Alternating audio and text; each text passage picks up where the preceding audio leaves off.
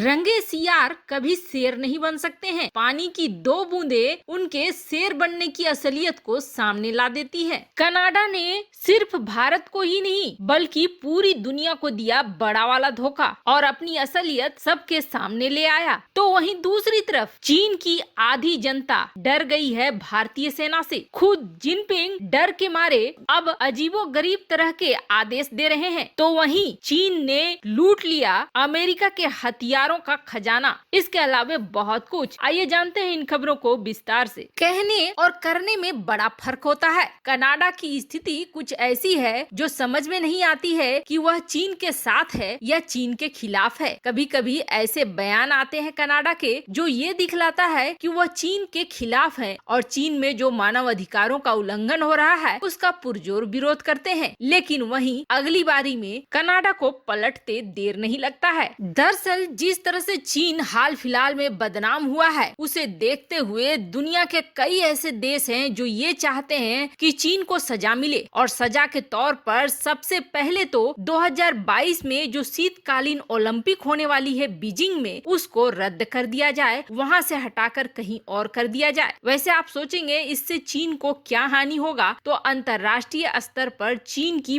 बहुत बड़ी बदनामी होगी और यह बहुत बड़े सजा के रूप में भी काम करेगी। एक ऐसी छवि जो चीन को पूरी तरीके से बिगाड़ देगी और उस छवि को वापस लाने में चीन को दशकों लग जाएंगे। इसी क्रम में कनाडा के निचले सदन ने, जिसे हाउस ऑफ कॉमन्स कहा जाता है, चीन के पश्चिमी सिंजियांग प्रांत में जो 10 लाख से अधिक उइगर मुस्लिमों का हनन होता है उसके लिए दोषी घोषित करने की बात कही चीन को कि सर्वसम्मति से संसद यह घोषणा कर दे कि चीन इसमें दोषी है और 3 भी मुकर्रर हुआ। वोटिंग की प्रक्रिया भी शुरू हो गई। वैसे तो 266 वोट पड़े इसके समर्थन में कि चीन को दोषी करार दिया जाए और एक भी मत नहीं पड़ा जो खिलाफ हो। लेकिन इसमें बड़ी बात ये हो गई, वही ट्रूडो जो कि कल तक ये बयान दे रहे थे कि सिंजियांग में चीन गलत कर रहा है और उनके कैबिनेट के सदस्य इस मतदान में नहीं आए। और जब एक बड़े अधिकारी से पूछा गया तो उन्होंने कहा कि कनाडा के विदेश मंत्री इस मुद्दे पर बताएंगे कि सरकार ने ऐसा क्यों किया। लेकिन ये भी जरूर निश्चित है कि अंतर्राष्ट्रीय सहयोग और साझेदारी के अलावे और कोई उपाय नहीं है। हम अपनी संसद में अगर ऐसा कुछ पास कर भी लेते हैं तो इसका क्या होगा। वैसे तो मुख्य विपक्षी दलों ने इस प्रस्ताव का समर्थन किया था कि 2022 के शीतकालीन ओलंपिक आयोजन को चीन से हटा दिया जाए, लेकिन खुद ट्रूडो के कैबिनेट के 37 लिबरल सांसद इसमें नहीं पहुंचे। हालांकि संसद ने ये जवाब दिया, खास करके विपक्षी दलों ने, कि चीन को एक संदेश भेजना बहुत जरूरी है। हम जानते हैं कि हमारी संसद में पास हुए इस प्रस्ताव से कुछ ज्यादा नहीं बिगड़ेगा, लेकिन चीन को ये संदेश तो जाएगा कि दुनिया के देश अब चीन के खिलाफ हैं और चीन की हरकतों के खिलाफ हैं, ताकि उस पर लगाम लगाया जा सके। हालांकि इसे एक तरह से कनाडा के पीएम का धोखा ही माना जाएगा कि असल में वो किस तरफ है पता ही नहीं चल रहा है। तो वहीं दूसरी तरफ अमेरिका के हथियारों के बड़े खजाने को लूट लिया है चीन ने और ये बड़ी आसानी से कर दिया है। बाइडेन को अब इन हालातों को ठीक करने में काफी वक्त लग जाएगा। वैसे आपको बता दें, ट्रंप ने गद्दी संभालते ही चीन को पहचानना शुरू कर दिया था और यही वजह थी कि चीन पर एक के बाद एक नकेल कसना भी शुरू कर दिया था। खास करके चीन जहां दूसरों के हथियारों को कॉपी करता था, अब वही चीन ने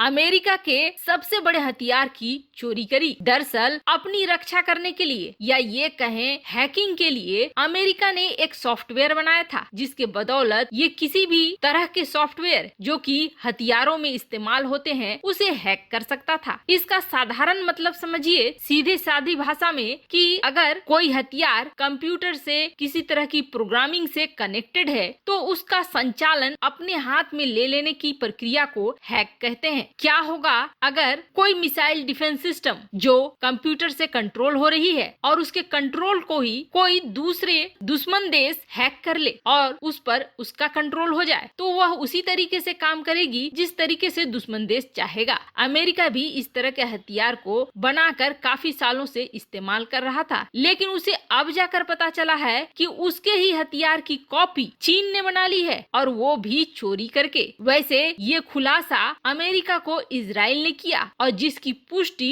लॉकहीड मार्टिन कंपनी, जो कि हथियारों की कंपनी है सबसे बड़ी अमेरिका की, उसने पुष्टि करी। दरअसल लॉकहीड मार्टिन के रिसर्चर्स ने ये नोट किया कि एक स्पाईवेयर जिसका नाम जियान है, यह बिल्कुल उसकी कॉपी है जो अमेरिका ने बनाई है। अमेरिका की नेशनल सिक्योरिटी एजेंसी ने जिस तरह के सॉफ्टवेयर बनाए हैं वो बिल्कुल उसी की कॉपी है, बस इसका नाम थोड़ा अलग है। वैसे तो अमेरिका अब इस पे सुधार करने में जुट गया है, लेकिन उनका क्या जो अब तक चोरी हो चुके हैं और जिनकी कोई खोज खबर नहीं है। दरअसल चीन जिस तरह से अपने देश में सख्ती रखता है, वैसी ही सख्ती अब सब देशों को अपने अपने देश में अपनाने की जरूरत है, नहीं तो सबकी बौद्धिक संपदाएं आराम से चुरा कर चीन ले जाएगा और फिर उसी से हमला करेगा। वहीं दूसरी तरफ बड़ी खबर निकल कर आ रही है चीन से। जब से चीन ने माना है कि उसके 4 से 5 सैनिक गलवान घाटी में शहीद हुए हैं, तब से जिनपिंग ने अपने लिए बड़ी मुसीबत बुला ली है, क्योंकि उन्होंने एक ऐसी बात कह दी है जो किसी से हजम नहीं होगी। इतनी ठंड और इतनी बड़ी मात्रा में सैनिकों का आमना सामना और मौतें सिर्फ 4 से 5, ऐसा तो हो नहीं सकता है। वैसे आपको बता दें, चीन की आधी आबादी ऐसी है जिन्हें ये भी नहीं पता है कि उनके बगल में भारत जैसा पड़ोसी रहता है, और आज तक चीनी सरकार ने अपने जनता को बहकावे में और भुलावे में ही रखा है कि चीन बेहद शक्तिशाली है, और अब तक तो सिर्फ दिखावे के बल पर जीतता आया था चीन, लेकिन अब की उल्टा हो गया है। अब जैसे ही रूस ने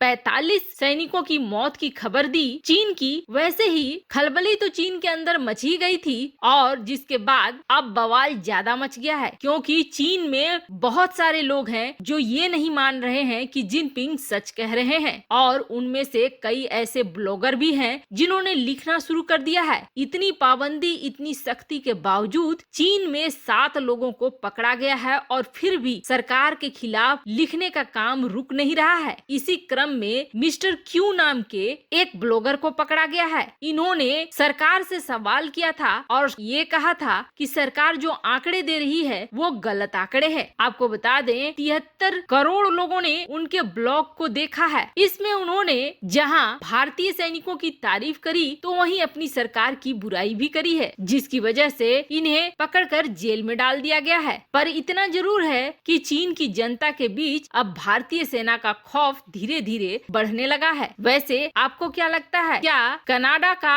असली रूप सामने आ गया है? क्या वह चीन के साथ है या चीन के खिलाफ? कमेंट कर अपनी राय जरूर बताएं। जल्द मिलते हैं अगले वीडियो में नई खबर के साथ।